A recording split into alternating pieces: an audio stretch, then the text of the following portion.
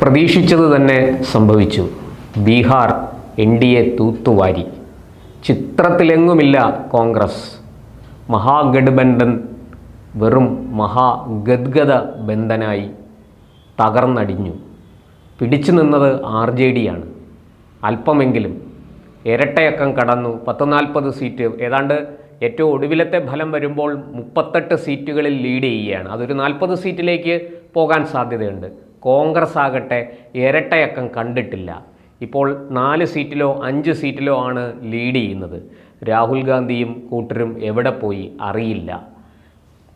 Vote ചോരി എന്ന് പറയുന്ന ആ ആരോപണത്തിന് അല്ലെങ്കിൽ ആക്ഷേപത്തിന് ബീഹാർ ജനത കനത്ത തിരിച്ചടിയാണ് കൊടുത്തിരിക്കുന്നത്. മഹാഗഠബന്ധനെ കൂടെ തോൽപ്പിച്ചത് കോൺഗ്രസ് ആണെന്ന് പറയേണ്ടി വരും. കോൺഗ്രസ് ചെല്ലുന്നിടത്തെല്ലാം പാപി ചെല്ലുന്നിടം പാതാളം എന്ന് പറയുന്നത് പോലെ ആയി മാറി. കോൺഗ്രസിനെ ആരൊക്കെ കൂടെ കൂട്ടുമോ അവരെല്ലാവരും നശിക്കുന്ന ഒരവസ്ഥയിലേക്ക് പോയിക്കൊണ്ടിരിക്കുകയാണ് കാര്യങ്ങൾ. എന്തായാലും ബീഹാറിൽ ഇപ്പോൾ ഈ പറഞ്ഞതുപോലെ NDA BJPയും JDUവും, അതുമാത്രമല്ല ലോക് ജനശക്തി പാർട്ടി, രാംവിലാസ് പാസ്വാൻ അദ്ദേഹം രൂപീകരിച്ച പാർട്ടി, ഇന്ന് അദ്ദേഹത്തിൻ്റെ മകനാണ് അതിനെ നയിക്കുന്നത്. ആ പാർട്ടി വലിയ നേട്ടങ്ങൾ ഉണ്ടാക്കിയിരിക്കുന്നു. ഏതാണ്ട് അവർ പോലും 10ലധികം സീറ്റുകൾ, ഏറ്റവും ഒടുവിലത്തെ ഫലം പരിശോധിക്കുമ്പോൾ 14 സീറ്റിൽ അവർ മികച്ച ലീഡ് നേടിക്കഴിഞ്ഞു. അവരുടെ പോലും അടുത്തെത്താൻ കോൺഗ്രസ്സിന് സാധിച്ചില്ല എന്നുള്ളതാണ് ഏറ്റവും ഖേദകരമായ വസ്തുത. ഇനി കോൺഗ്രസ് എന്തു ചെയ്യും? എന്തു മറുപടി പറയും? കോൺഗ്രസിൻ്റെ ഈ പരാജയം, ഞാൻ നേരത്തെയും ഭാരത് ലൈവിൽ നമ്മൾ ചർച്ച ചെയ്തതാണ് ഈ വിഷയം. നമ്മൾ പറഞ്ഞത് ഈ ബീഹാറിലെ തെരഞ്ഞെടുപ്പ് ഫലം ഇന്ത്യൻ രാഷ്ട്രീയത്തിലെ ഒരു വഴിത്തിരിവാണെന്നാണ്. ശരിക്കും കോൺഗ്രസ് അപ്രസക്തമായി കഴിഞ്ഞിരിക്കുന്നു. പ്രത്യേകിച്ചും കൗ ബെൽറ്റിൽ, പശു ബെൽറ്റിൽ കോൺഗ്രസ്സിന് ഇനി ഒന്നും ചെയ്യാനില്ല. ആ രാജസ്ഥാനിൽ തുടങ്ങി അല്ലെങ്കിൽ ഹരിയാന, രാജസ്ഥാൻ, ഹരിയാന, ഗുജറാത്ത്, ഡൽഹി, UP, ബീഹാർ, മധ്യപ്രദേശ്, മഹാരാഷ്ട്ര, ഈ ഭാഗങ്ങളിലൊന്നും കോൺഗ്രസ്സിന് നിലം തൊടാൻ കഴിയില്ല എന്ന് ഒരിക്കൽ കൂടി തെളിഞ്ഞിരിക്കുന്നു. ഇതിൽ ഗുജറാത്തിലും രാജസ്ഥാനിലും ഹരിയാനയിലും കോൺഗ്രസ്സിന് വോട്ട് ബേസ് ഉണ്ട്. കോൺഗ്രസും BJPയുമായിട്ടുള്ള അവിടുത്തെ വോട്ട് വ്യത്യാസം കേവലം 1-2% മാത്രമാണ്. എന്നിട്ടും കോൺഗ്രസ്സിന് പിടിച്ചു കയറാൻ കഴിയുന്നില്ല. എവിടെയാണ് തെറ്റുപറ്റിയിരിക്കുന്നത്? എവിടെയാണ് പരാജയപ്പെട്ടിരിക്കുന്നത്? കോൺഗ്രസ്സുകാർ ചിന്തിക്കട്ടെ. കോൺഗ്രസ് നേതൃത്വം അതേക്കുറിച്ച് വിശകലനം ചെയ്യട്ടെ. അതിലേക്ക് നമുക്ക് പിന്നീട് വരാം. ഞാൻ നേരത്തെ പറഞ്ഞല്ലോ, പ്രതീക്ഷിച്ചത് തന്നെയാണ് ബീഹാറിൽ സംഭവിച്ചത്. ഏതാണ്ട് 200-ന് പുറത്തേക്ക് സീറ്റ് നില NDAക്ക് പോകും എന്നാണ് ഇപ്പോൾ നിലവിൽ അവർ രണ്ട് കൂട്ടർക്കും, അതായത് ഈ രാംവിലാസ് പാസ്വാൻ്റെ ലോക് ജനശക്തി പാർട്ടി, ചിരാഗ് പാസ്വാൻ നയിക്കുന്ന ലോക് ജനശക്തി പാർട്ടിയെ നമുക്ക് മാറ്റി നിർത്തിയാൽ പോലും BJPയും JDUവും ചേർന്ന് രണ്ടുപേരും സെഞ്ചുറി അടിക്കുമോ എന്ന ചോദ്യമാണ് ഇപ്പോൾ ഉയരുന്നത്. എന്തായാലും നിതീഷിന് കംഫർട്ടബിളായ ഒരു മെജോറിറ്റി കിട്ടിയിട്ടുണ്ട്. നിതീഷ് സുഖമായിട്ട് 5 കൊല്ലം ഭരണത്തിൽ തുടരും. കേന്ദ്ര സർക്കാരിനും ഇത് യാതൊരു തരത്തിലും ഭീഷണിയാകില്ല എന്ന് വ്യക്തമാണ്.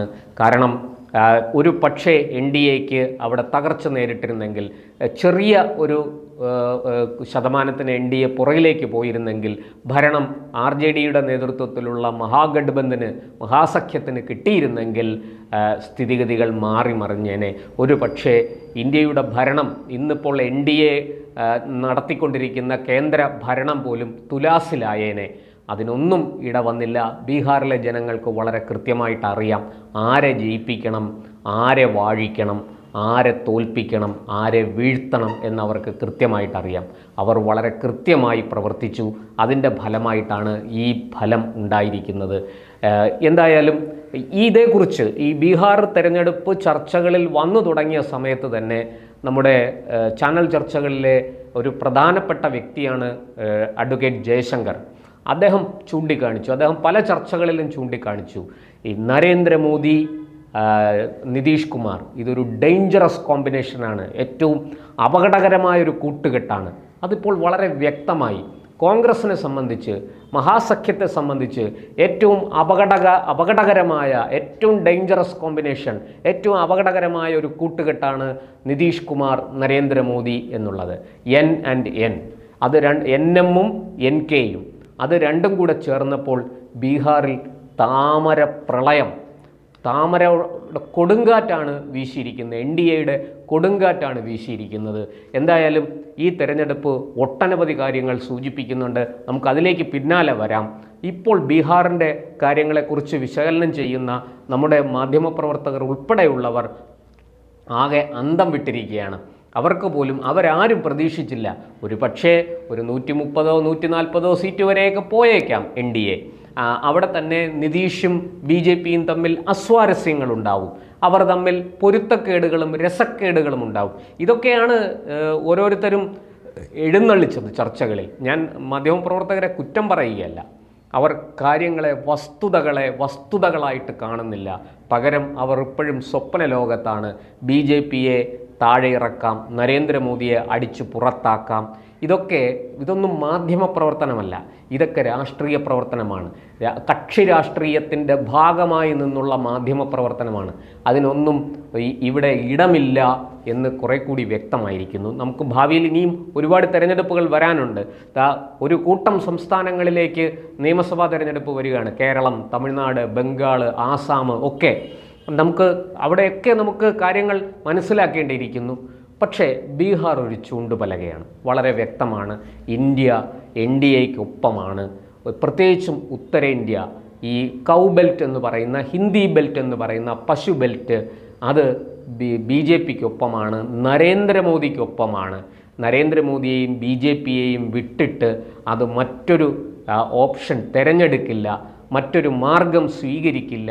ആ ജനത അത്രമേൽ നരേന്ദ്രമോദിയിൽ, BJPയിൽ, NDAയിൽ ഒക്കെ വിശ്വാസം അർപ്പിച്ചിരിക്കുന്നു എന്നുള്ളതിൻ്റെ ഏറ്റവും ഒടുവിലത്തെ ദൃഷ്ടാന്തമാണ്, തെളിവാണ് ബീഹാർ. എന്തായാലും നിതീഷ് കുമാർ തന്നെയായിരിക്കും മുഖ്യമന്ത്രി. അത് വളരെ നേരത്തെ തന്നെ അമിത്ഷാ പറഞ്ഞു കഴിഞ്ഞു.